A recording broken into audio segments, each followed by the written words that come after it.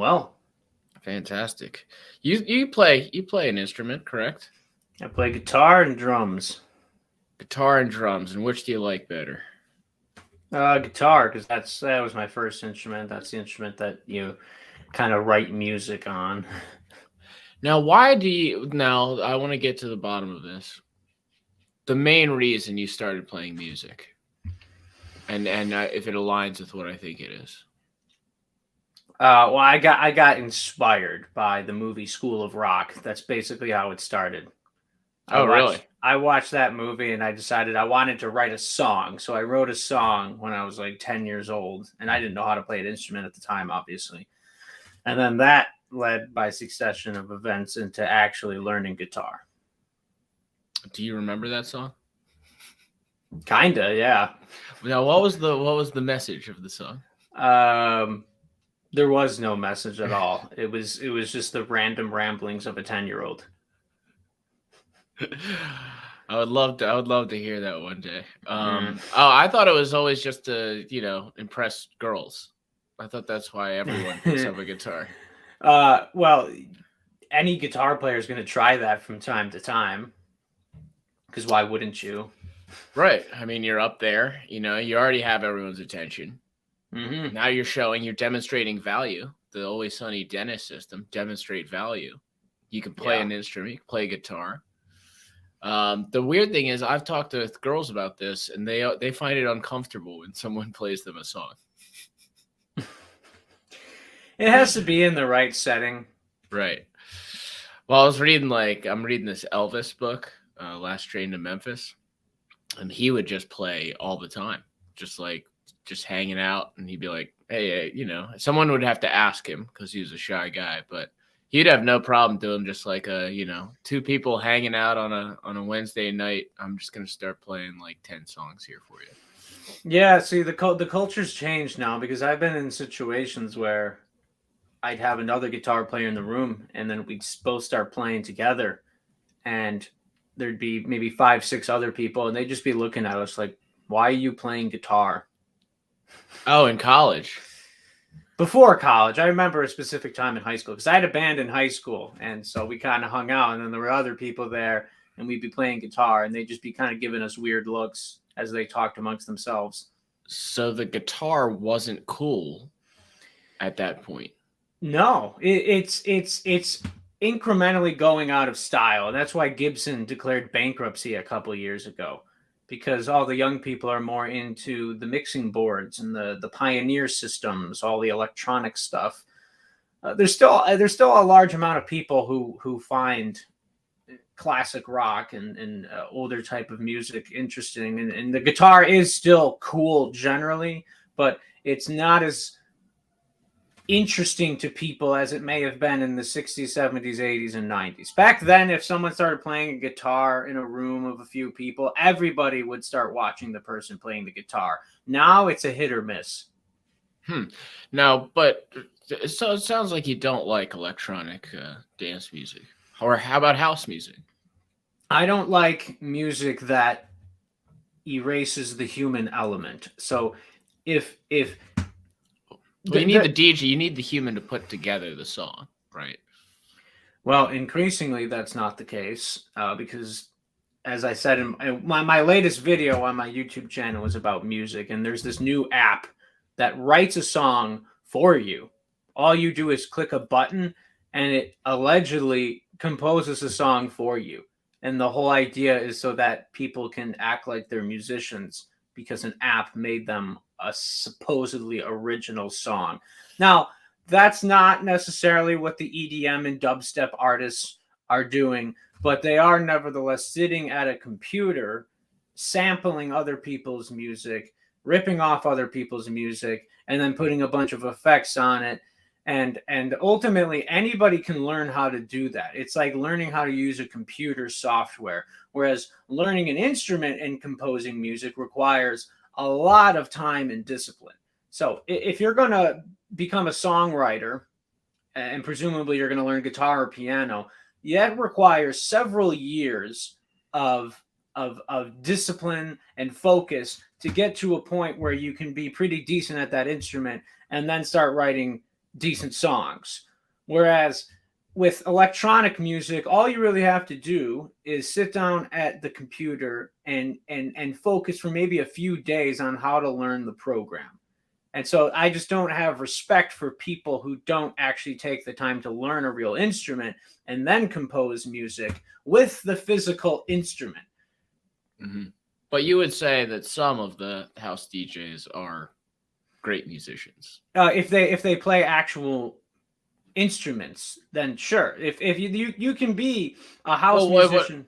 Well, not instruments. So there's still mixing, but there's DJs that are obviously superior, far superior than just someone who's just kind of picking it up and learning the program. Like, you still have to have a musical sense of what are people going to like to hear together, and how can I kind of be the maestro, here, and make it all work together.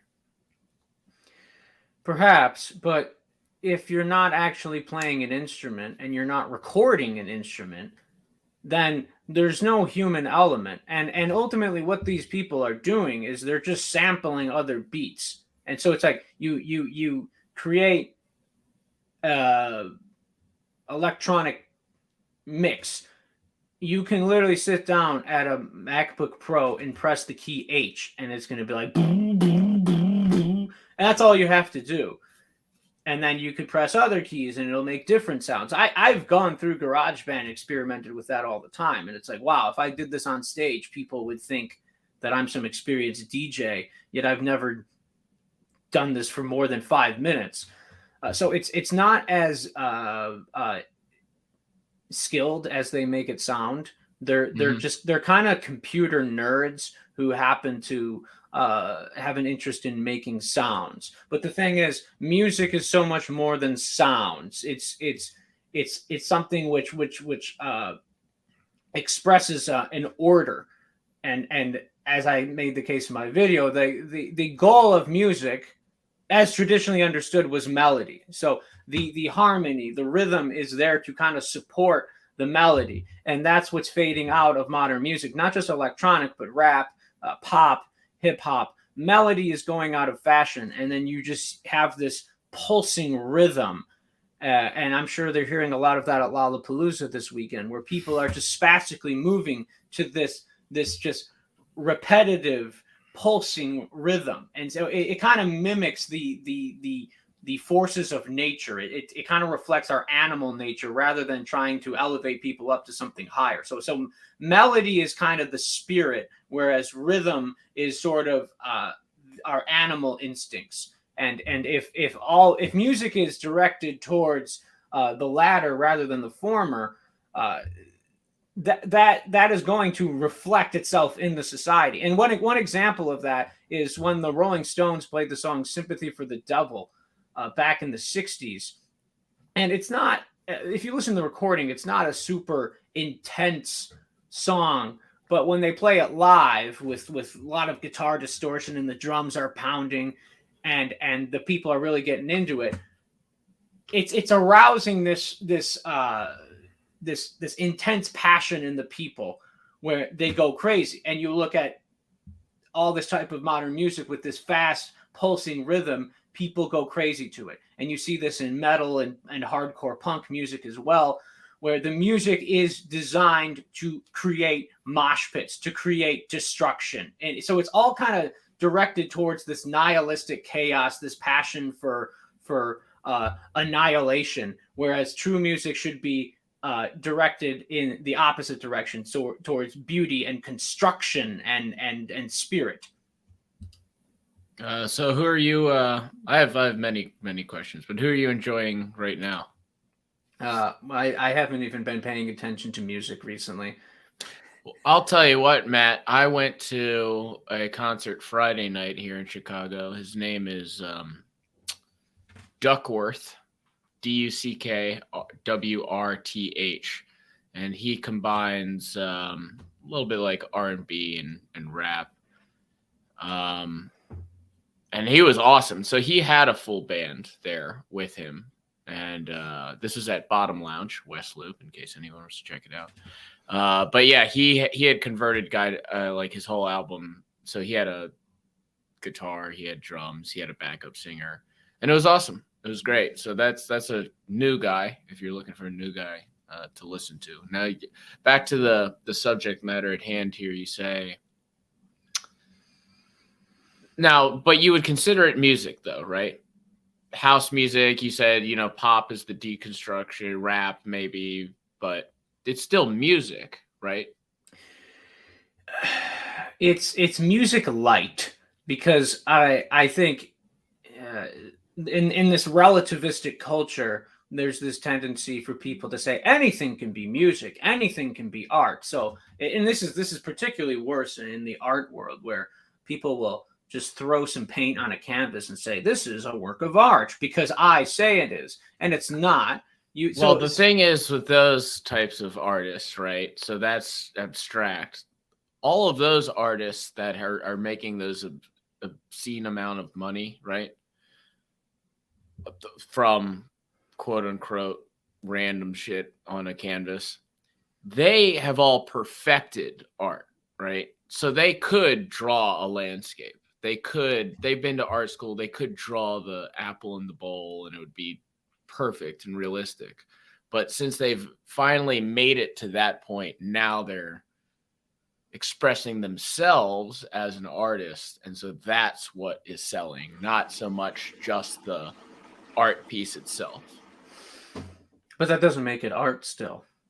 That maybe their other art is art, but if you're just throwing some paint on a canvas, that's not art. And there's been this big phenomenon in art galleries where the janitor will pick up a piece of trash and throw it out, and then it turns out that was supposed to be a work of art on display.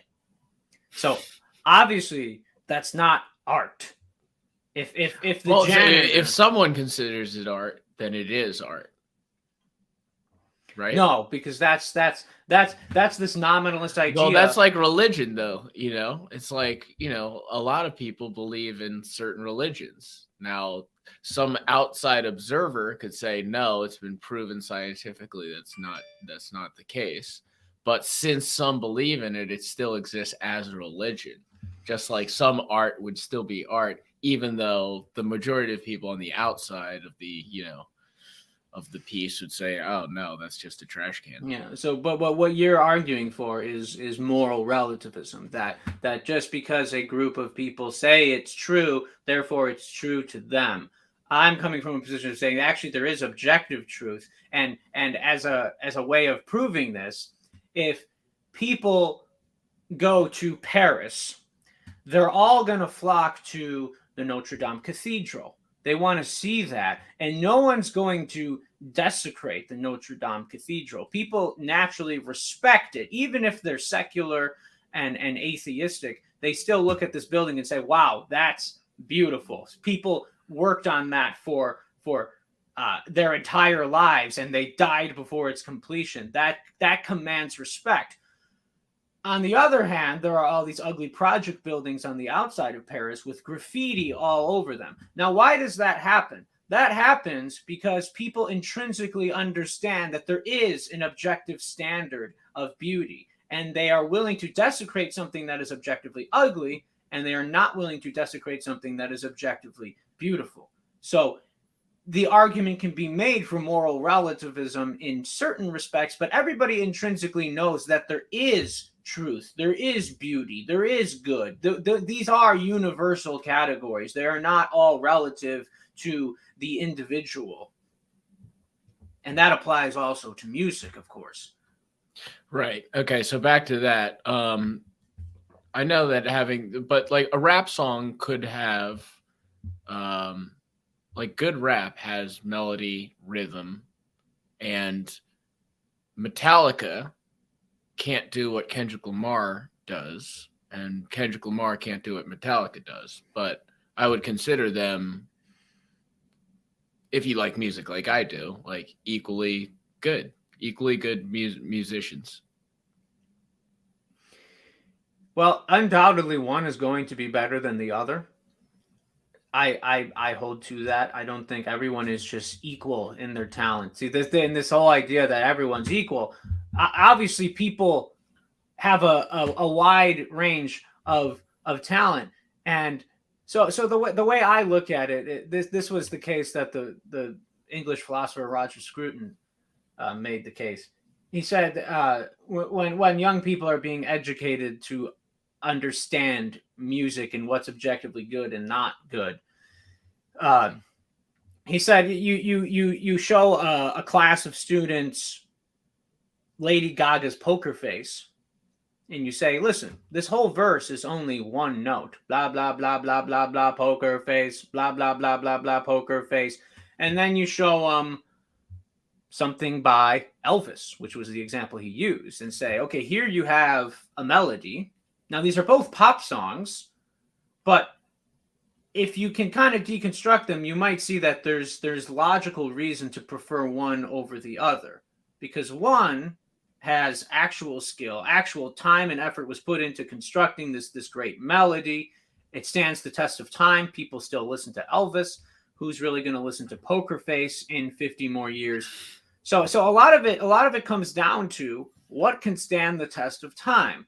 And we still listen to Elvis, we still listen to the Beatles, we still listen to Frank Sinatra because they wrote songs that are just sort of universally good. Everybody recognizes the melody in Hey Jude. Everyone recognizes the melody in New York, New York by Frank Sinatra. With a Miley. Okay, so real quick, the problem with Elvis, though, the Elvis example is, so when Elvis came out, it was not universally good. It was only good to young people. Mm-hmm. Everyone else thought it was terrible. They thought it was devil's work. Actually, because there was no rock and roll. I mean, Elvis did invent an entire genre by himself. So at that point, there was, gospel, hillbilly. And so he was doing a little bit of mixture of both, which turned into rock and roll. And so I guess my point would be like, okay, today you don't think, right, like whatever, well, let's use a popular artist. Like, let's say, Eminem, right? Is like, when he first came out, was, parents thought he was horrendous, but the young kids knew that it was really good. So that my point is, could like these rappers that are kind of changing the game, not all rappers, but like the top 10%, could they then in 50 years be considered the Elvis of their time?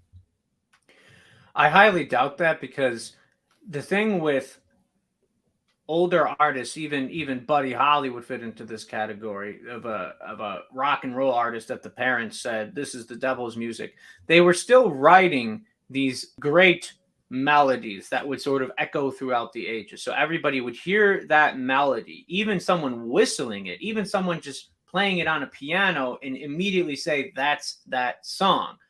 No one's going to be able to play Lose Yourself by Eminem on a piano and have it register with people. No one's going to start rapping it and everyone's going to go, wow, that's that song, because it doesn't create anything that's actually timeless. Now maybe Lose Yourself's not the best example, because there is that guitar riff. They use an actual guitar in the song, which is, and then also you can do din, din, din, din, din, din, din, din, din, din. Like the start of the song is pretty solid, and I think you could. We're breaking out the guitar here. We're doing live music. Yeah, there. Yep. So you telling me that wouldn't be universally good? I mean, that's a good riff right there. Well, I agree, it's a good riff. And the rap, you're see, the problem is you're discounting the rap part, which also is a talent. You have to be able to put together the words at a certain rhythm to hit the points in time during the melody to make it sound pleasing to the ear is definitely a talent.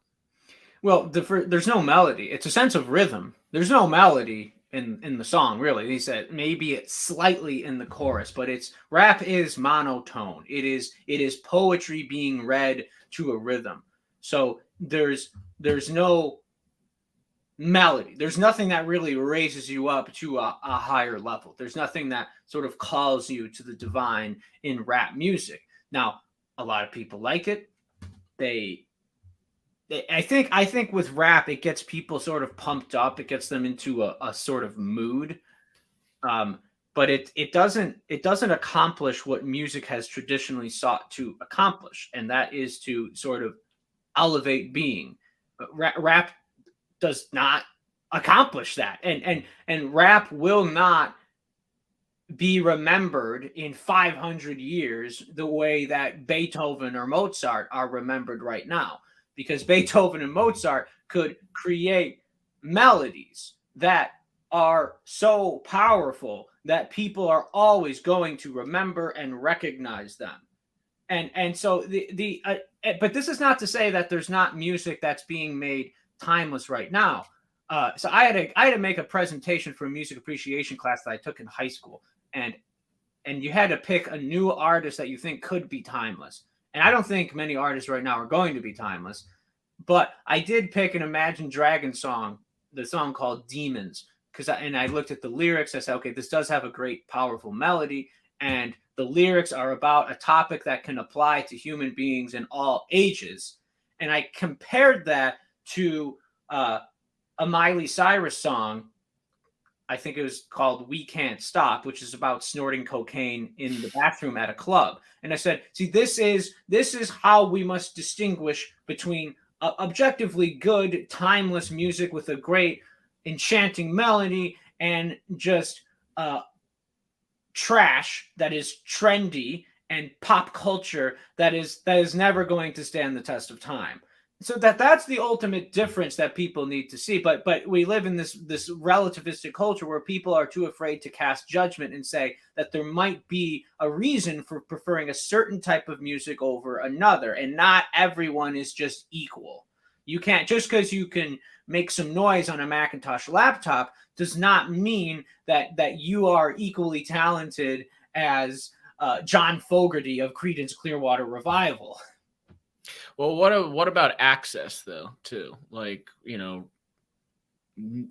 I think rap was spawned because you didn't have access to buy a guitar, and you're in the projects, and so you can't start playing practice the guitar every hour of the day. So you need to, it was born out of a necessity of, I want to do music, but I don't have the access. Sure, but that's creating sympathy for a socioeconomic situation, and you could equally say that applies to artists in the Renaissance who didn't have access to canvas to paint, or writers and poets who were basically illiterate and didn't have access to writing materials, and or people like this applies in all ages. Just like before the printing press, only a small group of people were educated to be able to read and write because they couldn't mass produce texts. So you had all these people who were poor and impoverished who could have been great geniuses. They could have been great poets and great writers, but they were never able to realize that. So just because someone comes from squalid economic conditions doesn't mean that the quality of their work is any better. So there still has to be that objective standard, I guess. But if all those people then figured a way to break into the industry anyway, right? Just like rap broke through the music industry and was popular because it wouldn't be a thing unless it resonated with people. And now that it does, it's a whole genre of music which didn't exist, 100 years ago. Yeah, well, it's the music is increasingly moving away towards melody and beauty, and the art world is doing this. Literature is doing this. This is just a phenomenon in the modern world. But then, when it comes to the music industry, I think a lot of people assume that genuinely good acts will get popular and be successful, but that's not really the way it works. The industry has the power to pick a certain artist and make that artist a star. So it comes down to who they want to get behind, what they specifically want to promote. So I assume there's tons of great artists out there that, for whatever reason, the industry does not want to promote. So I don't buy into the idea that the consumers actually drive the music market. I think the industry is deciding what the masses should like, and that's just. Well, wouldn't it be like nowadays? It'd be pretty easy if I worked at like a music or at a record label. Like, if someone could generate a small sample size of popularity based off their YouTube views or something else, right? And even if it was local market, I could take those analytics and say, wait a second, comparing these 5 artists based on and general marketing strategies of, oh, this guy's good looking and charismatic versus this guy's kind of, withdrawn and not who I want to promote because I need guys on, tour and connecting with the audience. Couldn't you use that data and be like, okay, well, of the 5 that are creating music right now, I'm going to go with this guy because I've studied all of the analytics and he's the most popular. So I'm going to put my money behind the most popular guy. Just like when Elvis came out and women were, sneaking out of their house to go see him, like the guys around Elvis were like, oh, we got something here. Wait a second. Let's put all of the backing behind this guy. Well, the difference back then is the industry was willing to take risks with new, interesting talent, whereas today they play it much more safe, and this is why they go to Nickelodeon and Disney and basically groom these child actresses to become pop stars, like Hannah Montana, and then the industry turns her into this sex symbol. And people think that that's Miley Cyrus's autonomous choice. They think that the industry is not saying, listen, we're going to make you a sex symbol so we can sell more music. But regardless, so back in the day, the reason that you got kind of new, interesting talent bursting into the mainstream is because the industry was much more willing to take risks. They were much willing to sign artists that they weren't so sure about. And also, especially I'd say, all through the era of rock and roll, they didn't just sign people based on looks or based on personality.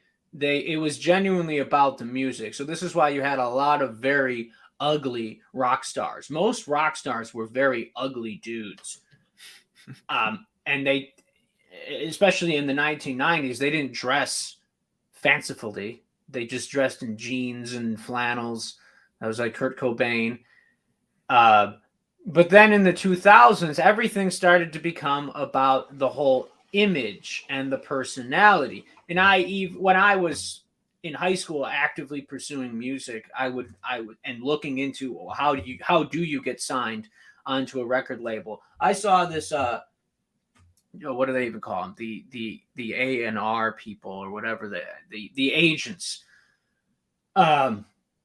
This one guy said what he looks for in an artist is that the audience wants to be him. They want to be him.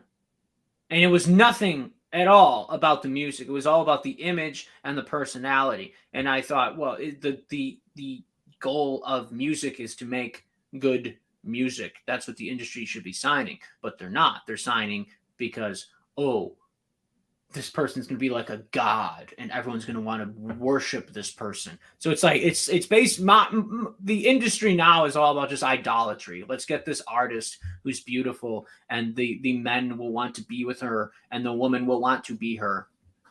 So well, wait a second then. Then how do you explain like Lizzo? Cuz she's very good. She can hit all the notes. To me, she makes catchy songs. I remember I listened to her first album before she got famous at all. Not good looking, overweight, Guys don't want to get with her. I don't think girls want to be her.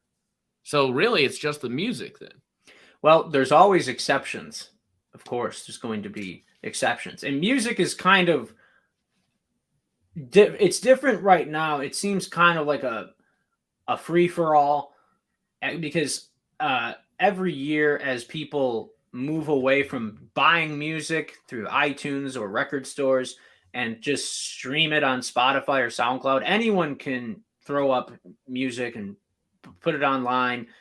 Anyone can have a YouTube, anyone can have a SoundCloud. So you're seeing more of a DIY approach to it where it's becoming a bit more entrepreneurial. But there's no chance that traditionally good rock bands, for instance, can burst into the mainstream. So a few years ago, there was a band called the Struts that was making great hit songs. Now the producers made them sound a little poppy. There was kind of some overproduction on the music. It probably wasn't as garagey as they wanted it to sound. But nevertheless, as good as that band was, they could only get to sort of the edge of the mainstream. They played at Lollapalooza in the day. Then they played at Bottom Lounge, I remember. And I saw them there. Oh, cool. That was 6 years ago. But as good as they were, they could only have like one run where they're maybe being played on the radio a little bit, getting some views on YouTube, and then they're done. Because the industry is not going to mass promote a band like that to make it sort of as big as Billie Eilish. Well, you gotta pay all those people. Yeah. Well, there's just one artist, you know. Sure, you get the backup people who are doing the instruments, but you don't have to pay them as much as, let's say, George Harrison. That's one possibility, I'm sure, but I think they're more interested in promoting just one good-looking person that's going to be sort of an idol. You can also control one person. Like if one person in the band like has that is true. Is like, I don't want to do this, then you're like, oh well, what the fuck, dude? Like, people come to the shows for you. Yeah. Well, you know, and like the leverage that causes too. Of like, oh, I'm not doing it, so now what? Yeah. Well, the industry's latest big star that I've kind of paid attention to is Billie Eilish. And all the young girls go crazy for Billie Eilish. And it's just an example of of mediocre music that for some reason the industry just promotes to the highest level. And Billie Eilish is an example of music that I will judge negatively because there's no melody going on in her music. First of all, she's not writing her music. It's her brother who's the brains behind it. She might be contributing, but supposedly it's her brother who's He has a great album too. I listened to it. It's awesome. I haven't heard that, but he's a really good album. Yeah, so he's probably a real musician. He's probably a great musician. But I'm just saying the Billie Eilish phenomenon is what's really happening in modern music, where it's just this like sort of pulsing rhythm and then just this very monotone melody or lack thereof. So Billie Eilish's voice is just kind of all this whispering, and there's no clear order to the music. I don't even know how you can get into it or sing along to it because there's really nothing going on there. Her brother's name is Phineas. His artist name, Phineas. Mm-hmm. He's got a lot of good songs. Check him out. I've heard some Billie Eilish songs. I think they're pretty good. Have you listened to Happier Than Ever? Yes. But that's a good song. Why? Well, here's the thing. I'm not breaking it down from like a very scientific way. Like for me, it's music is all right. I listened to it. Did I like it? Yes. Okay. That's music to me then. That's why I like all music, right? So I 2 weekends ago went to a house music show. And I was like, I'd rather be, maybe watching a live band or something. But I get it. You got the beat, and it's easy to dance to. So if you love dancing, then I think it serves its purpose. And then I'll go to a rap show, and if it's good, then I like it. And then I would go to a Rolling Stones show. That would be amazing. So to me, it's just like I listened, I liked it. That's music to me. Done. If I don't like it, right now, there's like a lot of new rappers that I don't like because I don't know. I'm just to your point, the negativity and the darkness. I'm trying to stay away from that kind of stuff right now. But I don't know. I mean, I've always thought that the younger generation obviously gravitates towards the kind of nihilistic thing that you mentioned. I mean, that's why Nirvana was so popular. So, back to the main point. Happier Than Ever. I just thought it was good. I listened to it, said, yeah, I could listen to that a few more times. Done. Put it on the playlist. Yeah, I actually listened to that song this morning because I wanted to bring up Billie Eilish, and there's something about her songs where there's no clearly identifiable melody that you can't follow it. You can't say, okay, here's the verse, here's the chorus, and if it's supposed to be experimental, then fine, but there should still be some structure to the song. It's this because I wonder if when she went into the studio, did she know precisely what the melody she's going to sing is, or did she just kind of wing it like because that's the way it sounds when you listen to it, whereas a melody is you can map it out on a staff. If you can write out the notes, you can say, okay, there's a B, there's a D, there's an A, there's a C sharp. With some of these modern songwriters, you can't clearly identify a melody. As I said, it just sounds like they're just sort of speaking words in just a whole variety of random notes. So here's a comment. This is exactly what I need to articulate. So yes, this is what Matt Wolf said. Doesn't have to be good music technically. It's subjective. There are plenty of people that don't want to listen to Elvis or Sinatra. That's true. And he agrees about Billie Eilish, but yeah, if enough people like it, right, to be what I mean, she's very profitable. This isn't like let's go back to the art comparison. One person liked the Jackson Pollock and paid $1 million for it. This is a lot of people liking the music and saying, yes, I'm into this. Right. So that makes it music. Now, if we went into a music class, if we went into a music class, yes, maybe the teacher would say, actually, it's not following the melody because you should be mapping the B, the D, the A. It's like, well, now we're getting a little too scientific and a thing that should be not scientific. It should be from the inner soul and come out of you. That's what Elvis was doing, dude, when he changed the game. Okay, if Elvis would have went into a music class back then, the music teacher would have been like, "What are you doing? This doesn't fit. This doesn't fit into the school book." Okay, and Elvis would say, "Well, I don't care because that's what I like." Perhaps, but you spoke about the soul. Okay, so I'm going to bring up Plato's tripartite of the soul. He said there's reason, spirit, and passion. The soul is divided into sort of a hierarchy. So the reason is obviously your mind, spirit is your heart, and rhythm is your groin. And and that's a fact. Well, let's just get this through. The body rhythm is in your groin. Yes. Well, it is. It's the lower part of yourself. So right.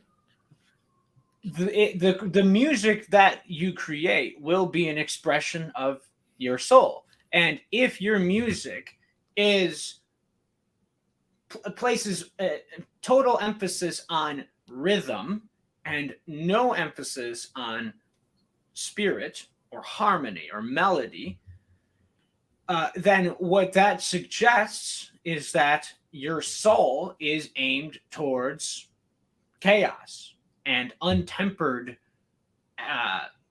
nihilistic activity. It's geared towards pleasure. It's geared towards the earth and that which is sort of fallen. So it's not like just because someone's expressing their soul that their soul is good. Not everybody has a good soul. So I'm coming at this from the perspective of saying there ought to be an objective standard of beauty. There's an just because 70% of the people believe that WAP is a good song does not make WAP a good song. So and there's a large leap between WAP and Happier Than Ever to me. I agree. But I think Happier Than Ever is a little closer to wait, could this be music? Yeah, the masses do not decide what is good. That's important to understand. So, if, for example, and that applies to the United States Constitution, just because 90% of the people might want to take the guns away doesn't mean that the Supreme Court and the legislature is able to say, well, the 90% of the people want to take the guns away, so therefore that must be what's good, that must be what's true. The Supreme Court would say, no, that's unconstitutional because we're founded on this idea that people have certain objective rights to protect and defend themselves against government and the unruly masses who might want to take away their freedoms. So in your world, then the Supreme Court would then say, and also, just while we're on the gun thing, Happier Than Ever is not music. And that's what we're ruling. Based off of these standards that we now have. Yes. And by the way, we're also canceling out Cardi B. on with your day. In the ideal world, WAP would not exist. And it would be considered obscenity, and like there would be laws that would say you can't just release this type of music to the masses. You could play it in your bedroom. You can even play it live at a club. Now you're sounding like the parents in the last Train to Memphis book I'm reading. Yeah, that's what they're saying about Elvis. You shouldn't be able to play it. It's the devil's music. He's shaking his hips up there, and obviously everyone's like, "Well, shut up! You're not cool." No, I'm just talking about. He wasn't trying to sexualize children. That's the difference. Cardi B is why is Cardi B sexualizing children? Because she's singing about her WAP to 12-year-old girls. Well, wait a second. Why is she singing to 12-year-old girls? Because that's who's listening. You 12-year-old girls. If that's who listens, that's who listens. I mean, I'm sure 12-year-old girls are watching Elvis like thrust his pelvis up there, dude. But Elvis is not sending these overt sexual signals. Elvis is thrusting your pelvis on stage. Well, it's so innocent compared to. Right. I know, but like it's innocent compared to the times now. But what I'm saying is, for now, will that song be innocent to what we get to? What we get to is going to be, which is just sex on a stage. I think it'll be a little worse than that. I think just look at the trajectory. So it's like, yeah, the parents in the 50s were correct, because if they said like this type of music is just going to get objectively more profane and which vulgar, it did. So they were correct. If they were saying, so we should have outlawed Elvis. I'm not saying that, but I'm saying I would support obscenity laws on just the most vulgar pornographic music, and just say, listen, there's kids out there. We don't want the next generation to grow up listening to this trash, because nothing influences people more than music. So, and this all goes back to just, you need to have an objective standard. And libertarians and liberals think, no, this state can't interfere in any of this. But no. I think you're going to the liberal side. The liberals always want the government to get involved. And so that what they would say is, if this was on the opposite and everyone was singing about, how abortion was wrong, then liberals would say, oh, the government should really step in here. Whereas the conservatives and the libertarians would be like, no, don't get involved, please, in music. Because that's another slippery slope. Because then what do they consider obscene? It's like sexism. I think, it's up to the parents to say, I don't want to see you or even catch on your phone that you have Cardi B on your Spotify. Well, that's where it's got to start. It's got to start from the home. But if you just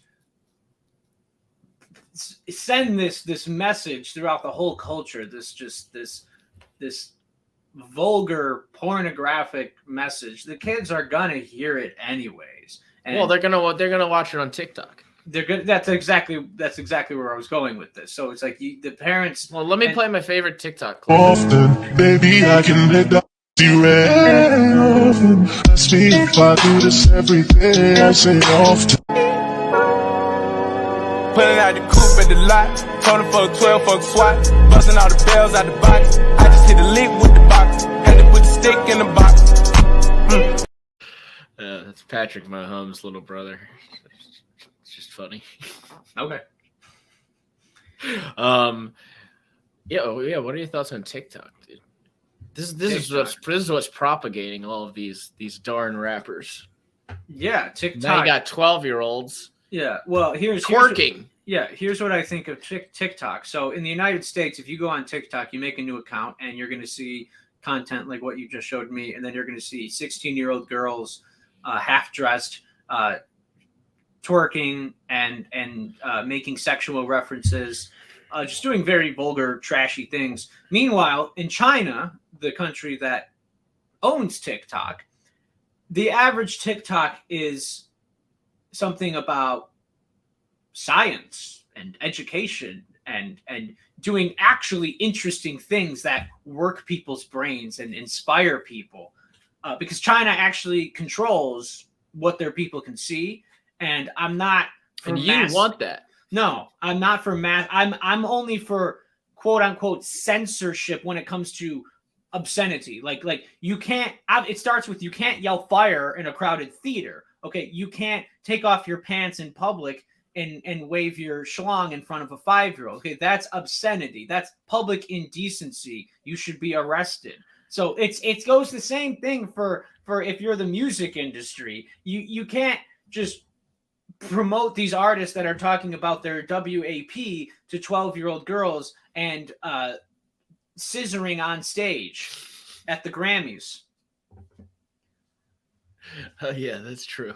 Like it's basically indecency, and any sane society would treat it as such. It's like, listen, you have freedom of political speech, you can express radical views, you can be a communist, you can be a socialist, you can be a fascist, you can take extreme positions, but it comes to just like leave the kids out of it. Don't teach little kids about your sexual fantasies. Yes. It's very common sense. Free speech was never supposed to mean you can scissor on stage at the Grammys half naked. Oh man, I think that's a good place to stop. I always like to stop at scissoring. Yeah. I agree. I thought that I am open to all music. Yeah. I am open to every type of music. Yeah. We need to have laws against gay fraud. That was a step too far even for me, that song. But it was kind of funny to me. I'm an older. When I heard that song and I had, it's so absurd. Yeah, but people like girls my age were defending it as actually wait a second good music. Okay, wait a second, because when I was in grade school, Keyless came out with that song that said, "My neck, my back, lick my pussy, and my crack." Mhm. That was a song when I was in grade school. Yeah, there's been plenty of. And we all turned out fine. Oh, did you? See, I would. Maybe I was sexualized too like, early. I'm not. Maybe that's my problem. I Actually, I think the generation, every generation except the greatest generation, has not turned out fine. Look at the boomers. They grew up on they're weird, acid tripping rock and roll music and free love, and they raised some pretty messed up generations. So I'm not under some impression that it's just the Gen Z kids who are losing their focus. Right. Yeah, we're all fucked up. That's true. Parents, us, grandparents were normal.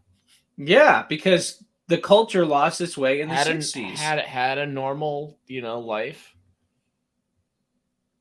Married, kids. Mm-hmm. No, they didn't listen to Elvis. I was too exposed to the sexualization. And then it's getting even worse now, man. Yeah, we're fucked. You're right. They didn't listen to Elvis. It all stems with Elvis, dude. Well, Elvis started it all. Elvis started it all. Yeah. He didn't know what he was such a nice guy, though. Yeah. He didn't know. He didn't know what he was doing. Imagine it's 1952 and you're 20 years old and you go off to you're in your Irish Catholic neighborhood or your Italian Catholic neighborhood or your Polish Catholic neighborhood, and all your neighbors are immigrants or first generation immigrants or second generation, and these are like, this is your little enclave, and then they have a dance at some venue down the street and they have a big band playing, and you ask another young woman to dance and you dance formally to this formal music, and it was all very clear cut, like, this is what you do. If you ask her to dance, that means you like her, and if she continues to like you, you'll dance again. She has accepted your courting. Yeah, and then you'll walk her home and you'll say, can we go out to dinner next weekend? I'll be here at 5:00 and I'll bring you back home after. So it's very clear, like, this is what you do, and you can't have sex until you're married. So it's like, and everybody understood that that's the universal. Nowadays, that's the universal standard. That's the moral standard. Everybody agrees with this. Now there's no clear standards. Just you do you. So can I grind on your butt? Yeah, no, I'm not even going to ask. No, that's I'm just going to start grinding on your butt. No, that's sexual assault. But to Stacy over there, she's all ready to go for that. So for me, it's sexual assault, but for her, it's empowerment. Can me and my buddies run a train on you? Yeah. So it's gone from dinner to that. It has. So obviously something went wrong. You like ecstasy? How about cocaine? Something went very wrong. And WAP is just... I have the drugs, but you have to do something in return for them. Right. And it started with Elvis. We got to, can I take you out to dinner, to exchanging sexual acts for drugs. And it all started with Elvis. Yeah, there's a meme I saw about, it shows a guy who's all intense and it says, me in the bathroom explaining the brutal reality of World War I trenches. And then it shows a girl and it's like, the girl who's in the bathroom with me only because I have cocaine. Oh man, we need to go back. I need a time machine. Yeah, to the simpler times. All right, I think it's a good place to end it. We're at the 54-minute mark. Thanks a lot, man. Let's do it again real soon. Yes. It's Sunday, but as we all know, it's always Friday night here on the SPP. Friday night, I'm thinking that we just might fly away to someplace they don't know who we are. Now I'm riding shotgun in your car. We drive through the city like explorers going 65. flowing hair flying across your face. We left on Friday, now it's Saturday. Pressed jeans buttoned up, jeans iron slipping up, red shoes walking slow, headphones blaring 3 stacks, sunglasses flaring out, thick watch hanging low, studded belt pulled taut, 3 stacks on the radio. Friday night, I'm thinking that we just might run away to some place we can be who we are. We can be who we are.